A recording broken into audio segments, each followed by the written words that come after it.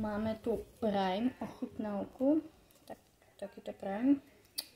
Ideme spraviť smell test a taste test a potom celkové hodnotenie toho Primeu.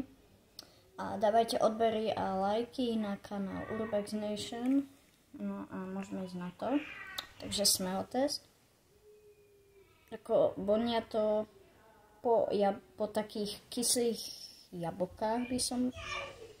Také kyslé jablko by som povedala. No tak smell test ako dá sa. A čo sa týka taste testu, tak je to akože